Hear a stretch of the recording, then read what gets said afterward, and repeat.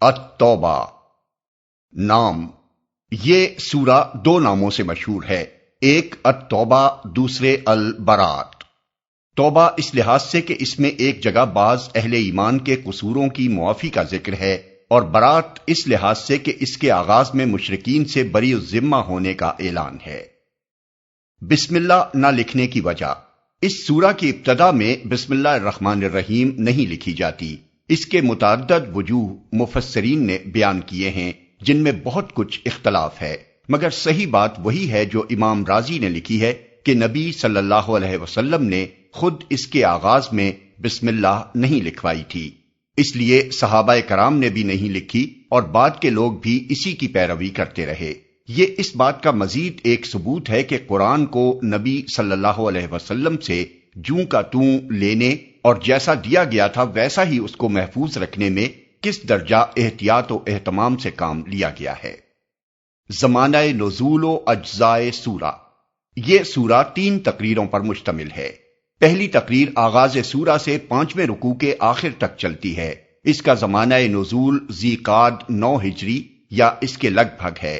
نبی صلی اللہ علیہ وسلم اس سال حضرت ابو بکر کو امیر الحاج مقرر کر کے مکہ روانہ کر چکے تھے کہ یہ تقریر نازل ہوئی، اور حضور نے فوراً سیدنا علی رضی اللہ عنہ کو ان کے پیچھے بھیجا تاکہ حج کے موقع پر تمام عرب کے نمائندہ اجتماع میں اسے سنائیں اور اس کے مطابق جو طرز عمل تجویز کیا گیا تھا اس کا اعلان کر دیں۔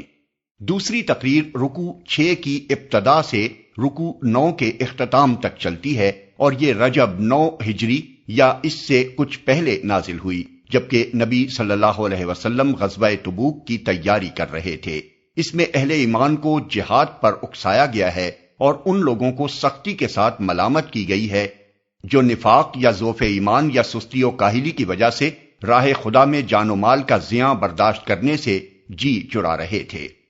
تیسری تقریر رکوع 10 سے شروع ہو کر سورہ کے 7 ختم ہوتی ہے، اور یہ غزوہ تبوک سے واپسی پر نازل ہوئی۔ اس میں متعدد ٹکڑے ایسے بھی ہیں جو انہی ایام میں مختلف مواقع پر اترے، اور بعد میں نبی صلی اللہ علیہ وسلم نے اشارہ الہی سے ان سب کو یکجا کر کے ایک سلسلہ تقریر میں منسلک کر دیا، مگر چونکہ وہ ایک ہی مضمون اور ایک ہی سلسلہ واقعات سے متعلق ہیں، اس لیے ربط تقریر میں کہیں خلل نہیں پایا جاتا۔ اس میں منافقین کی حرکات پر تنبیہ، غزوہ تبوک سے پیچھے رہ جانے والوں پر زجر و توبیخ، اور ان صادق الایمان لوگوں پر ملامت کے ساتھ معافی کا اعلان ہے جو اپنے ایمان میں سچے تو تھے مگر جہاد فی سبیل اللہ میں حصہ لینے سے باز رہے تھے۔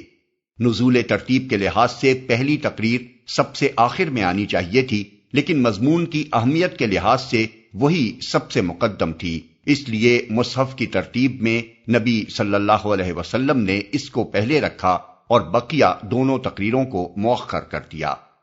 تاریخی پس منظر۔ زمانہ نزول کی تعیین کے بعد ہمیں اس سورہ کے تاریخی پس منظر پر ایک نگاہ ڈال لینی چاہیے۔ جس سلسلہ واقعات سے اس کے مضامین کا تعلق ہے اس کی ابتدا صلح حدیبیہ سے ہوتی ہے۔ حدیبیہ تک 6 سال کی مسلسل جد و جہد کا نتیجہ اس شکل میں رونما ہو چکا تھا کہ عرب کے تقریباً 1/3 حصے میں اسلام ایک منظم سوسائٹی کا دین، ایک مکمل تہذیب و تمدن اور ایک کامل با اختیار ریاست بن گیا تھا۔ حدیبیہ کی صلح جب واقع ہوئی تو اس دین کو یہ موقع بھی حاصل ہو گیا کہ اپنے اثرات نسبتاً زیادہ امن و اطمینان کے ماحول میں ہر 4 طرف پھیلا سکے۔ اس کے بعد واقعات کی رفتار نے 2 بڑے راستے اختیار کیے جو آگے چل کر نہایت اہم نتائج پر منتہی ہوئے۔ ان میں سے ایک کا تعلق عرب سے تھا اور دوسرے کا سلطنت روم سے۔ عرب کی تسخیر۔ عرب میں حدیبیہ کے بعد دعوت و تبلیغ اور استحکام قوت کی جو تدبیریں اختیار کی گئیں، ان کی بدولت 2 سال کے اندر ہی اسلام کا دائرہ اثر اتنا پھیل گیا اور اس کی طاقت اتنی زبردست ہو گئی کہ پرانی جاہلیت اس کے مقابلے میں بے بس ہو کر رہ گئی۔ آخر کار جب قریش کے زیادہ پرجوش عناصر نے بازی ہرتی دیکھی تو انہیں یارائے ضبط نہ رہا اور انہوں نے حدیبیہ کے معاہدے کو توڑ ڈالا۔ وہ اس بندش سے آزاد ہو کر اسلام سے ایک آخری فیصلہ کن مقابلہ کرنا چاہتے تھے، لیکن نبی صلی اللہ علیہ وسلم نے ان کی اس عہد شکنی کے بعد ان کو سنبھلنے کا کوئی موقع نہ دیا اور اچانک مکے پر حملہ کر کے رمضان 8 ہجری میں اسے فتح کر لیا۔ اس کے بعد قدیم جاہلی نظام نے آخری حرکت مذبوحی حنین کے میدان میں کی، جہاں حوازن، ثقیف، نضر، جشم اور بعض دوسرے جاہلیت پرست قبائل نے اپنی ساری طاقت لا کر جھونک دی تاکہ اس اصلاحی انقلاب کو روکیں جو فتح مکہ کے بعد تکمیل کے مرحلے میں پہنچ چکا تھا۔ لیکن یہ حرکت بھی ناکام ہوئی اور حنین کی شکست کے ساتھ عرب کی قسمت کا قطعی فیصلہ ہو گیا کہ اسے اب دارالاسلام بن کر رہنا ہے۔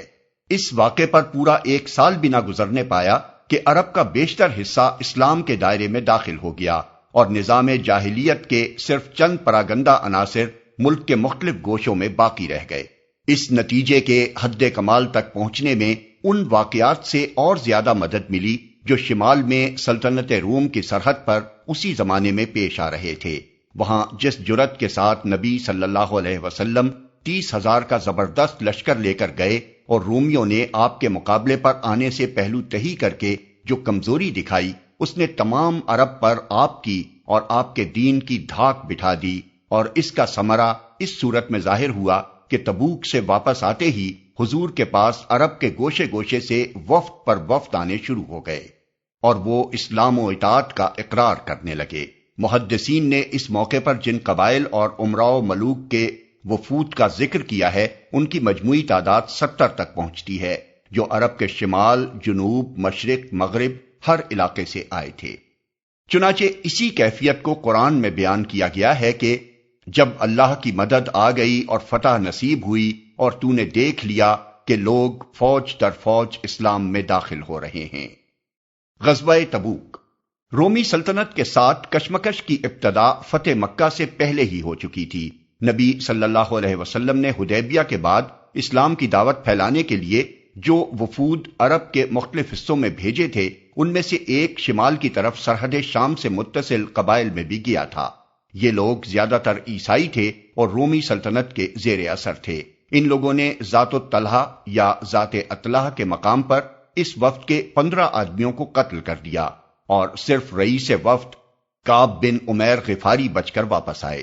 اسی زمانے میں حضور نے بصرہ کے رئیس شرجیل بن عمرو کے نام بھی دعوت اسلام کا پیغام بھیجا تھا، مگر اس نے آپ کے ایلچی حارث بن عمیر کو قتل کر دیا۔ یہ رئیس بھی عیسائی تھا اور براہ راست قیصر روم کے احکام کا تابع تھا۔ ان وجوہ سے نبی صلی اللہ علیہ وسلم نے جمادی الاولیٰ 8 ہجری میں 3,000 مجاہدین کی ایک فوج سرحد شام کی طرف بھیجی تاکہ آئندہ کے لیے یہ علاقہ مسلمانوں کے لیے پرامن ہو جائے اور یہاں کے لوگ مسلمانوں کو بے زور سمجھ کر ان پر زیادتی کرنے کی جرأت نہ کریں۔ یہ فوج جب معان کے قریب پہنچی تو معلوم ہوا کہ شرجیل بن عمرو 1 لاکھ کا لشکر لے کر مقابلے پر آ رہا ہے۔ خود قیصر روم ہمس کے مقام پر موجود ہے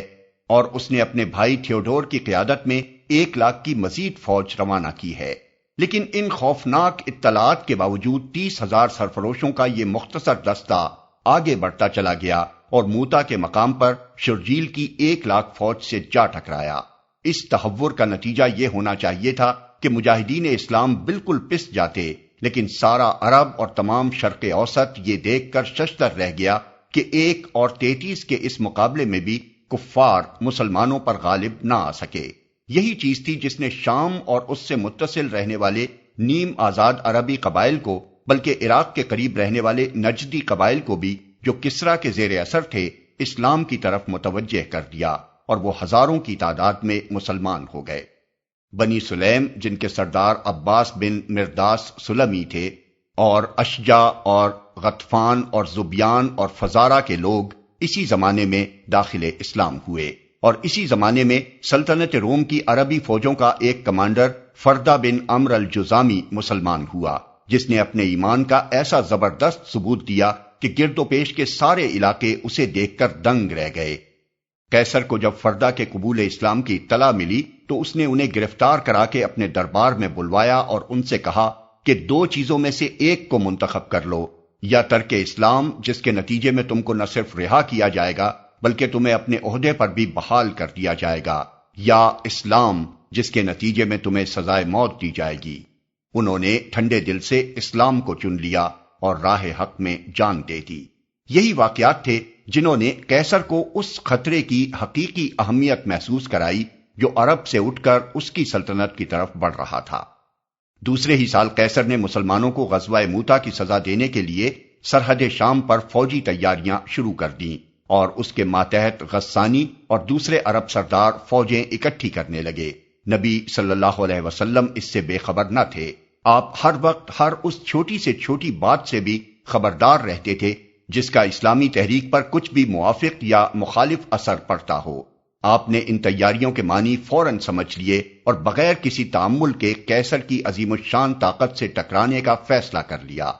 اس موقع پر ذرہ برابر بھی کمزوری دکھائی جاتی تو سارا بنا بنایا کام بگڑ جاتا۔ ایک طرف عرب کی دم توڑتی ہوئی جاہلیت جس پر حنین میں آخری ضرب لگائی جا چکی تھی پھر جی اٹھتی، دوسری طرف مدینے کے منافقین جو ابو عامر راہب کے واسطے غسان کے عیسائی بادشاہ اور خود قیصر کے ساتھ اندرونی ساز باز رکھتے تھے اور جنہوں نے اپنی ریشہ دوانیوں پر دینداری کا پردہ ڈالنے کے لیے مدینے سے متصل ہی مسجد زرار تعمیر کر رکھی تھی، بغل میں چھرا گھونپ دیتے۔ سامنے سے قیصر جس کا دبدبہ ایرانیوں کو شکست دینے کے بعد تمام دور و نزدیک کے علاقوں پر چھا گیا تھا، حملہ آور ہو جاتا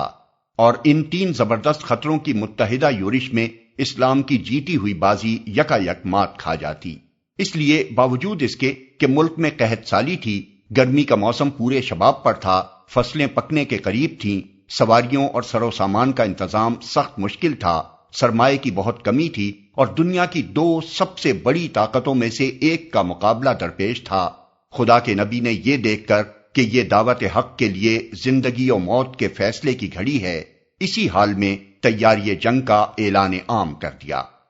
پہلے تمام غزوات میں تو حضور کا قاعدہ تھا کہ آخر وقت تک کسی کو نہ بتاتے تھے کہ کدھر جانا ہے اور کس سے مقابلہ درپیش ہے، بلکہ مدینے سے نکلنے کے بعد بھی منزل مقصود کی طرف سیدھا راستہ اختیار کرنے کی بجائے پھیر کی راہ سے تشریف لے جاتے تھے۔ لیکن اس موقع پر آپ نے یہ بھی پردہ نہ رکھا اور صاف صاف بتا دیا کہ روم سے مقابلہ ہے اور شام کی طرف جانا ہے۔ اس موقع کی نزاکت کو عرب میں سب ہی محسوس کر رہے تھے۔ جاہلیت قدیمہ کے بچے کچے عاشقوں کے لیے یہ ایک آخری شعاع امید تھی اور روم و اسلام کی اس ٹکر کے نتیجے پر وہ بے چینی کے ساتھ نگاہیں لگائے ہوئے تھے، کیونکہ وہ خود بھی جانتے تھے کہ اس کے بعد پھر کہیں سے امید کی جھلک نہیں دکھائی دینی ہے۔ منافقین نے بھی اپنی آخری بازی اسی پر لگا دی تھی اور وہ اپنی مسجد زرار بنا کر اس انتظار میں تھے کہ شام کی جنگ میں اسلام کی قسمت کا پاسا پلٹے تو ادھر اندرون ملک میں وہ اپنے فتنے کا علم بلند کر دیں۔ یہی نہیں بلکہ انہوں نے اس مہم کو ناکام کرنے کے لیے تمام ممکن تدبیریں بھی استعمال کر ڈالیں۔ ادھر مومنین صادقین کو بھی پورا احساس تھا کہ جس تحریک کے لیے 22 سال سے وہ سربکف رہے ہیں، اس وقت اس کی قسمت ترازو میں ہے۔ اس موقع پر جرأت دکھانے کے معنی یہ ہے کہ اس تحریک کے لیے ساری دنیا پر چھا جانے کا دروازہ کھل جائے، اور کمزوری دکھانے کے معنی یہ ہے کہ عرب میں بھی اس کی بساط الٹ جائے۔ چنانچہ اسی احساس کے ساتھ ان فدائیان حق نے انتہائی جوش و خروش سے جنگ کی تیاری کی۔ سر و سامان کی فراہمی میں ہر ایک نے اپنی بساط سے بڑھ کر حصہ لیا۔ حضرت عثمان اور حضرت عبد الرحمن بن عوف نے بڑی بڑی رقمیں پیش کیں، حضرت عمر نے اپنی عمر بھر کی کمائی کا آدھا حصہ لا کر رکھ دیا، حضرت ابو بکر نے اپنی ساری پونجی نذر کر دی، غریب صحابیوں نے محنت مزدوری کر کر کے جو کچھ کمایا لا کر حاضر کر دیا، عورتوں نے اپنے زیور اتار اتار کر دے دیے، سرفروش والنٹریوں کے لشکر ہر طرف سے امنڈ امنڈ کر آنے شروع ہوئے اور انہوں نے تقاضا کیا کہ اسلحہ اور سواریوں کا انتظام ہو تو ہماری جانیں قربان ہونے کو حاضر ہیں۔ جن کو سواریاں نہ مل سکیں وہ روتے تھے اور اپنے اخلاص کی بے تابیوں کا اظہار اس طرح کرتے تھے کہ رسول پاک کا دل بھر آتا تھا۔ یہ موقع عملاً ایمان اور نفاق کے امتیاز کی کسوٹی بن گیا تھا، حتیٰ کہ اس وقت پیچھے رہ جانے کے معنی یہ تھے کہ اسلام کے ساتھ آدمی کے تعلق کی صداقت ہی مشتبہ ہو جائے۔ چنانچہ تبوک کی طرف جاتے ہوئے دوران سفر میں جو شخص پیچھے رہ جاتا تھا، صحابہ کرام نبی صلی اللہ علیہ وسلم کو اس کی خبر دیتے تھے اور جواب میں حضور برجستہ فرماتے تھے کہ جانے دو، اگر اس میں کچھ بھلائی ہے تو اللہ اسے پھر تمہارے ساتھ لا ملائے گا، اور اگر کچھ دوسری حالت ہے تو شکر کرو کہ اللہ نے اس کی جھوٹی رفاقت سے تم کو خلاصی بخشی۔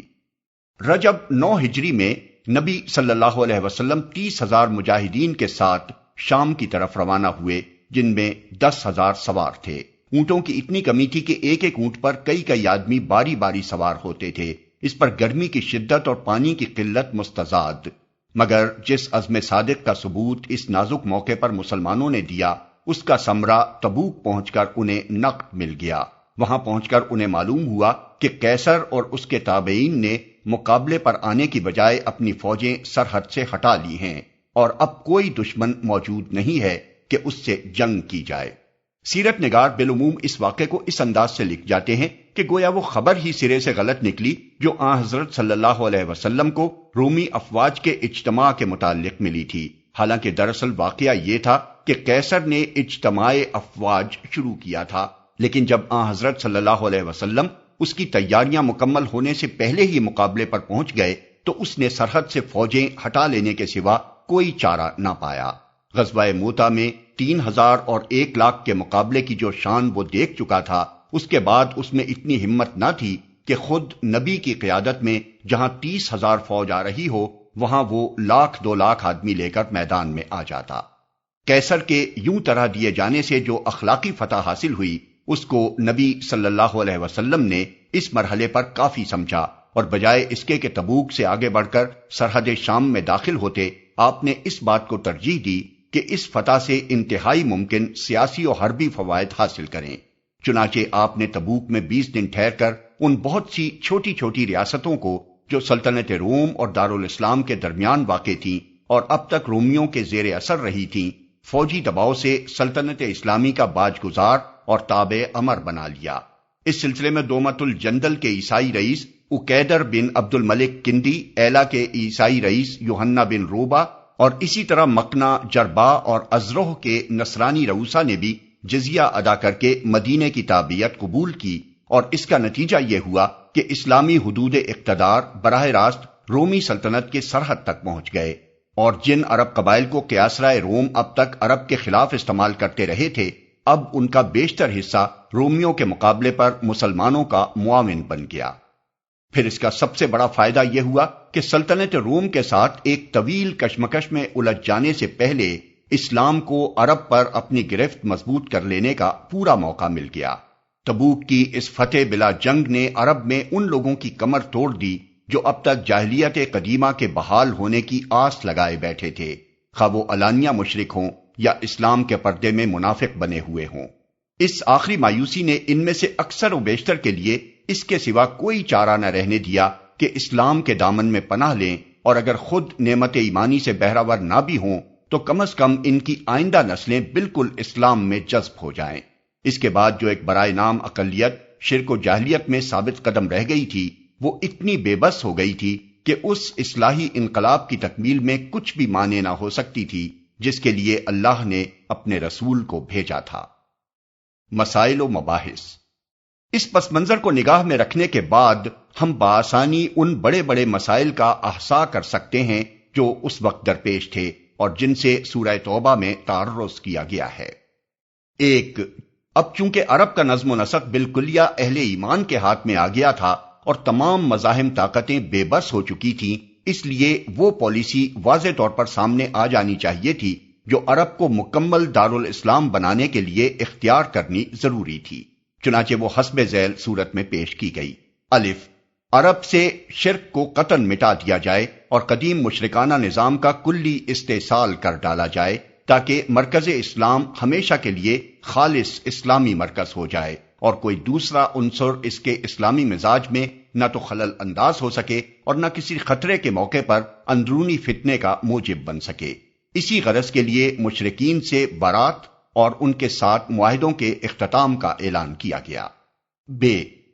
کعبہ کا انتظام اہل ایمان کے ہاتھ میں آ جانے کے بعد یہ بالکل نامناسب تھا کہ جو گھر خالص خدا کی پرستش کے لیے وقف کیا گیا تھا اس میں بدستور شرک ہوتا رہے اور اس کی تولیت بھی مشرکین کے قبضے میں رہے۔ اس لیے حکم دیا گیا کہ آئندہ کعبے کی تولیت بھی اہل توحید کے قبضے میں رہنی چاہیے اور بیت اللہ کے حدود میں شرک و جاہلیت کی تمام رسمیں بھی بزور بند کر دینی چاہیے، بلکہ اب مشرکین اس گھر کے قریب پھٹکنے بھی نہ پائیں تاکہ اس بنائے ابراہیمی کے آلودہ شرک ہونے کا کوئی امکان باقی نہ رہے۔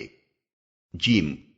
عرب کی تمدنی زندگی میں رسوم جاہلیت کے جو آثار ابھی تک باقی تھے، ان کا جدید اسلامی دور میں جاری رہنا کسی طرح درست نہ تھا، اس لیے ان کے استحصال کی طرف توجہ دلائی گئی۔ نسی کا قاعدہ ان رسوم میں سب سے زیادہ بدنما تھا، اس لیے اس پر براہ راست ضرب لگائی گئی، اور اسی ضرب سے مسلمانوں کو بتا دیا گیا کہ بقیہ آثار جاہلیت کے ساتھ انہیں کیا کرنا چاہیے۔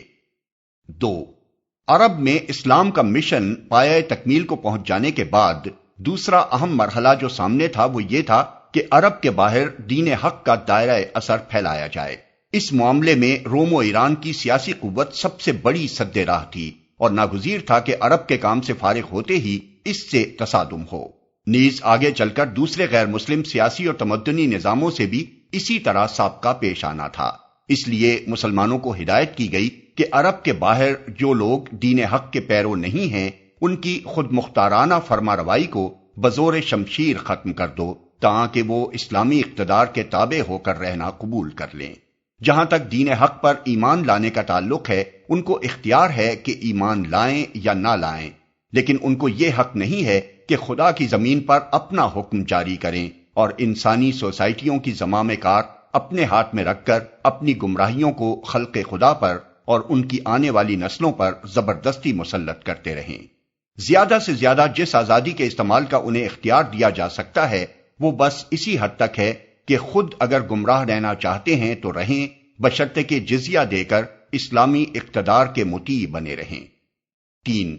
تیسرا اہم مسئلہ منافقین کا تھا، جن کے ساتھ اب تک وقتی مصالح کے لحاظ سے چشم پوشی اور درگزر کا معاملہ کیا جا رہا تھا۔ اب کیونکہ بیرونی خطرات کا دباؤ کم ہو گیا تھا، بلکہ گویا نہیں رہا تھا، اس لیے حکم دیا گیا کہ آئندہ ان کے ساتھ کوئی نرمی نہ کی جائے، اور وہی سخت برتاؤ ان چھپے ہوئے منکرین حق کے ساتھ بھی ہو جو کھلے منکرین حق کے ساتھ ہوتا تھا۔ چنانچہ یہی پالیسی تھی جس کے مطابق نبی صلی اللہ علیہ وسلم نے غزوہ تبوک کی تیاری کے زمانے میں سویلم کے گھر میں آگ لگوا دی، جہاں منافقین کا ایک گروہ اس غرض سے جمع ہوتا تھا کہ مسلمانوں کو شرکت جنگ سے باز رکھنے کی کوشش کرے، اور اسی پالیسی کے تحت تبوک سے واپس تشریف لاتے ہی نبی صلی اللہ علیہ وسلم نے پہلا کام یہ کیا کہ مسجد زرار کو ڈھانے اور جلا دینے کا حکم دے دیا۔ 4.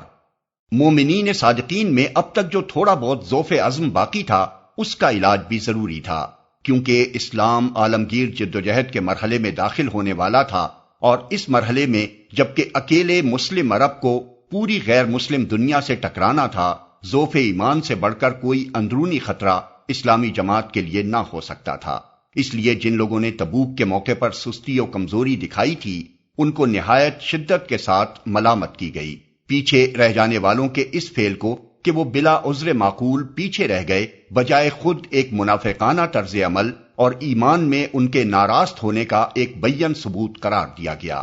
اور آئندہ کے لیے پوری صفائی کے ساتھ یہ بات واضح کر دی گئی کہ اعلاء کلمت اللہ کی جد و جہد اور کفر و اسلام کی کشمکش ہی وہ اصلی کسوٹی ہے جس پر مومن کا دعوی ایمان پرکھا جائے گا۔ جو اس آویزش میں اسلام کے لیے جان و مال اور وقت و محنت صرف کرنے سے جی چرائے گا، اس کا ایمان معتبر ہی نہ ہوگا، اور اس پہلو کی کسر کسی دوسرے مذہبی عمل سے پوری نہ ہو سکے گی۔